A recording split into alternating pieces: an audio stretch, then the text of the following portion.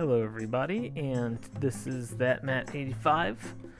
Today I got a Goodwill Games for you, although this time it's not as much a game as just software. I am going to be showing you and reviewing Halmark Card Studios 3 Special Edition for Windows 95, 98, 2000 or NT 4.0. I will be showing it to you running Windows 2000. And this is created by Sierra Home. Sierra, it's kind of funny how they've made some cool games. They've also made a lot of these kind of pieces of software. I'm guessing they were commissioned by these different businesses to do for them. The CD advertises the #1 greetings card program, fast, easy, fun. Create unique Hallmark cards in minutes. Exclusive Hallmark cards, sentiments, and fonts. E-cards now with sound. And that's just the front. The back has even more. Halmark Card Studio 3 provides hundreds of quality Hallmark cards. You can even attach voice greetings to each cards and send them over the internet. It's amazing what you and Hallmark can do together. 500 Hallmark cards and sentiments, 1,000 art images, event planner, for any occasion, just because. Hallmark paper. Further flatter your creations with quality Hallmark papers. You can look for them today at participating Hallmark retailers and Hallmark.com. So, I do remember a time where enough people had computers and these card creators, like greetings cards, birthday cards, gift cards, holiday cards, these kind of card creators were super popular. Instead of going out and buying a different card every time, why not create one? Or buy a CD with a bunch of them already created that you can print out yourself and give to people as needed.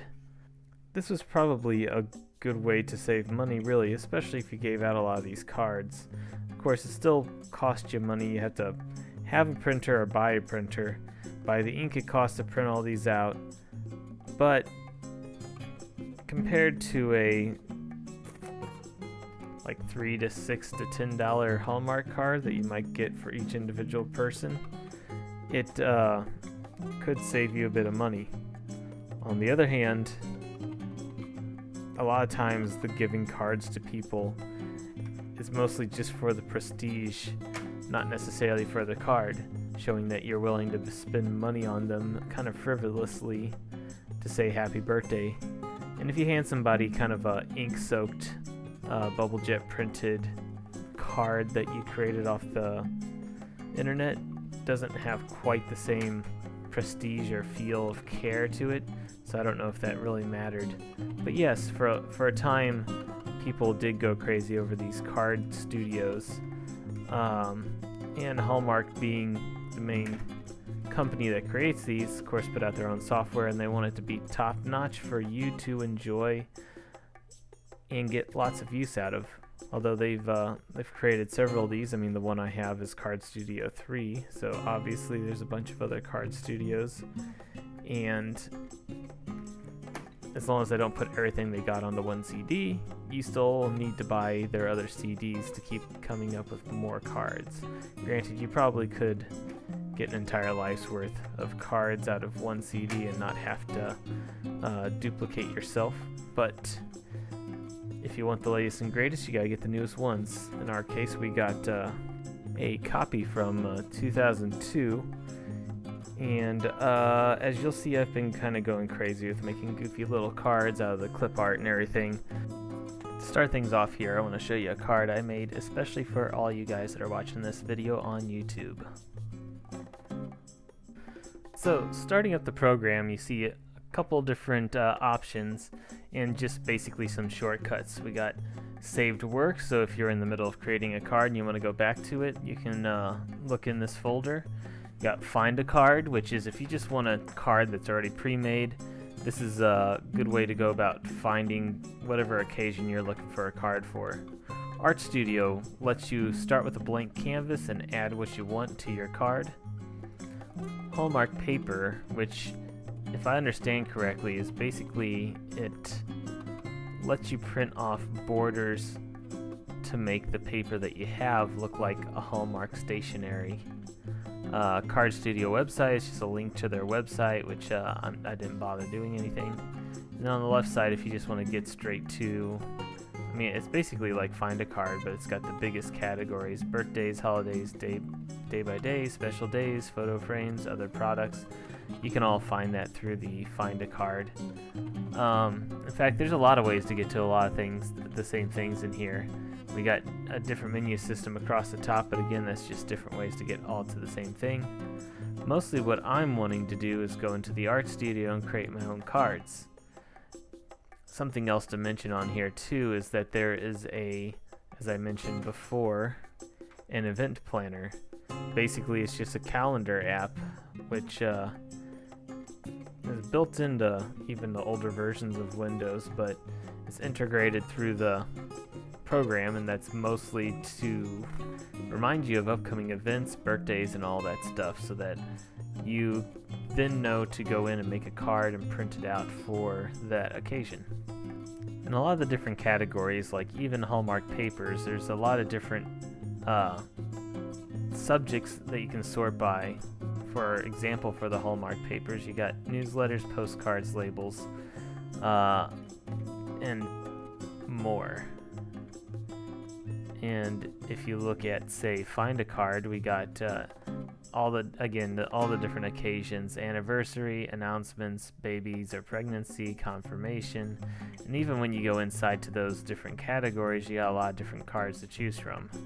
I say a lot, but they have a lot of categories. They don't have too many for each category usually. That goes along with cards, pictures, clip art, anything else. They'll usually have 5 to 10. If you get a really popular category, there might be even more. And to be honest, I mean, I guess this is old. I guess they want you to buy more. I was expecting a lot more choices, especially when it comes to pictures. I'm able to use what they got, and I think it's fun, but I was just thinking of gigantic repository of these little bad resolution clip arts. So once you start up the Art Studio, you have a couple different options right off the bat. Of course, you're going to start with a blank piece of paper, and as you go along, you can start by drawing and putting pictures on the front, the inside left, the inside right, and the back of the card. For me, I just mostly wanted to write on the front of the card just a single piece, not really making a whole card, but making a funny image with some captions to go along with it.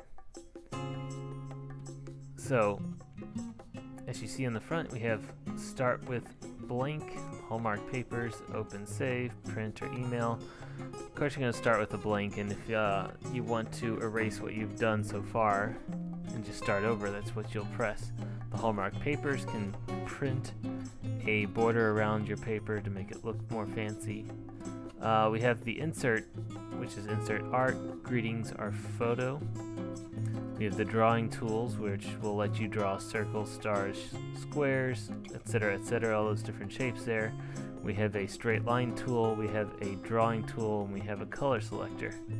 You also have a text tab, which will let you pick the font, size, color of the different text. And then you have a layers tab that lets you mess around with the properties of the different objects that you've put down already. However, you can do it a little more intuitively just by using the mouse after you've clicked on the object that you want to transform, or move, or whatever else you want to do with it.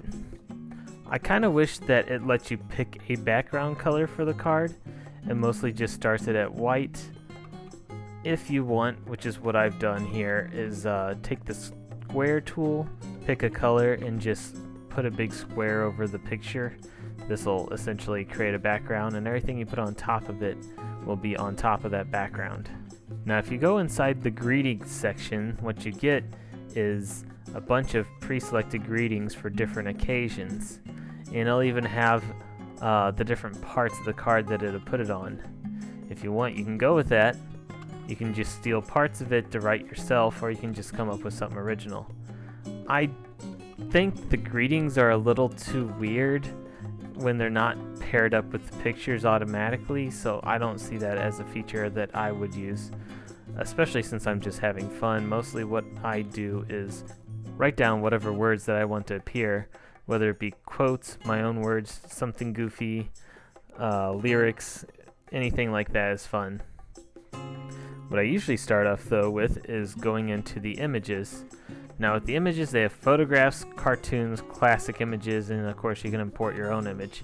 If I was going to do that, I'd just go ahead and use Microsoft Paint anyways. What I want are the images that are with this program already. So with photographs, it's real images that they have taken already. Cartoons are little clip art cartoony things that you can add to the cards, and classic images is basically like a full card sized image from cards that they already have, which could be cartoony illustrated or it could be real, just depending. I mostly like to pick out a few cartoons because they're just so weird looking and add them to some weird text. But sometimes if you go into the photographs, you can find a nice photograph to give a caption to. I especially think it's fun to put it with quotes or lyrics. Kind of gives it a different meaning than what it was intended to. But these could be used in a more serious manner anyways if you had an occasion coming up and wanted to write a more heartfelt message. That would make sense too. Again, with the photographs and the cartoons and even classic images, they have a lot of different categories for you to pick from, but they don't have too many pictures in each category. Specifically, I was wanting to look for cars, and you would think that would be a big enough category that they would have some cars included. However, whether it's photograph or cartoons or even classic images, I could not find any cars. So, sometimes you just use what you can. I like to start with images. Once I find an image, put it on the page. Then I can kind of think of a caption that I want to use, and then I might add a few more images. Sometimes my captions don't really even fit the image, but sometimes that's part of the charm. So, once you've made your card, what you want to do, what you traditionally want to do is print off the card.